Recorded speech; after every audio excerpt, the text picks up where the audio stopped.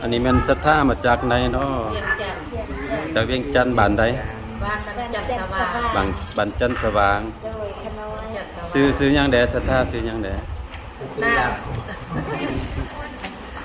ตุลาคมนางทองวันตุลาคมนางทองบันข้าวส้มซักข้าวส้มซักบ้านเดียวนางแก้วคุณเฮือนนางแก้วคุณเฮือนปัจจัยมันจะบอกคนอื่นปัจจัยใส่เยอะง่ายแล้วมาแต่ต้นเพิ่งอันนี้มาแต่ต้นเพิ่งโอ้ต้นเพิ่งซื้อต้นเพิ่งนางบงคำนางบงคำต้นแล้วก็นางโตอันนี้นางบงมณีนางบงมณีโอ้มีบ้านฮัตเตอร์โอ้อันนี้เนาะบ้านฮัตเตอร์ก็มีเนาะอันนี้นางคำมาแต่ต้นเพิ่ง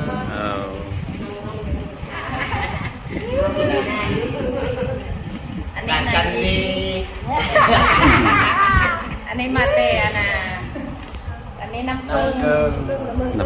ถึงกระเลงน้ำเกิงกับต้นเพิ่งมีน้ำดื่มเนาะมีน้ำดื่มแล้วก็มีขนมมีปัจจัยสยทานมาโมทนาวัดนาซาจะไปมุกนอนบ่ได้นับเนาะกับซอย4,700,000กับ100 บาทมีปัจจัย4,700,000เท่าไรแล้วกับ100 บาทมาโมทนาวัดนาซานขอให้เป็นบุญเป็นกุศลเด้อหับพรยัดน้ำเด้อไม่ออกเด้อ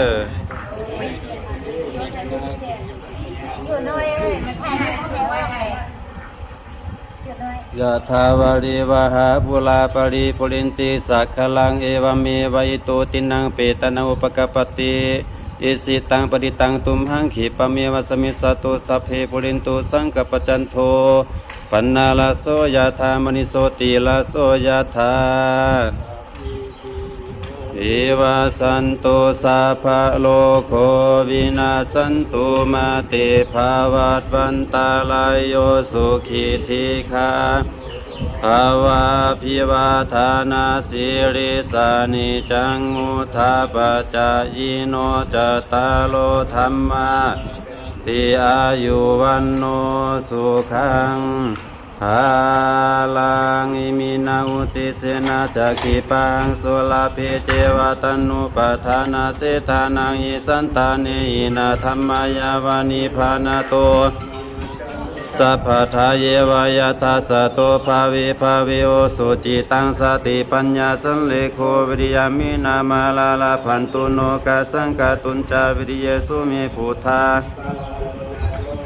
นาโทวาลุตาโมนาโทปจิกาพุทโธตสังโฆนาโทตาโลมามังติสุตามานุภาเวนามาโลกาสังลาพันตุมาทุกขปตาจานิทุกขปยาปตาโสกปตาจานิโสกวันตุสัพเพปิปานิโนเอตาวตาจามเมสัพพตังสัมมาทังสัพเพเทวานุโมทันตุบุญคำนำสู่เด้ออยู่ดีมีแห่งยังมันคนยืนเด้อให้โศกให้มานเด้อไปดีมาดี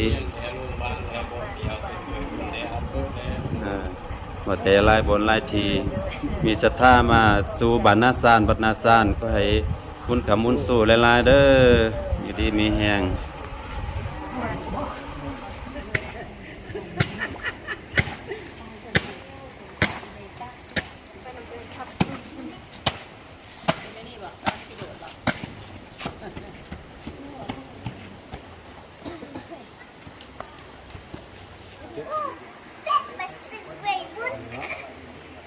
จะเล็กเจ็ดที่ดูเล็กเจ็ดของน้อยมีบ่ก็ใหญ่มีไปบ้านไม่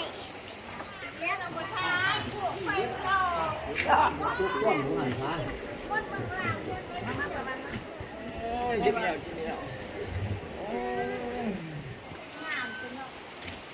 เด็ดฮอนบุกไปแล้วลูกก็ไปมาล้างตีนบุญหนึ่งเปียกไหมไปลงน้ำไปยางเลาะรถจ้องนะได้เรียนไปน้ำหลังดอกไป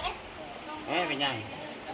มาแม่ค่ำ ย่างป่ะ ไอ้เขาก็โลกบ้านไปนะ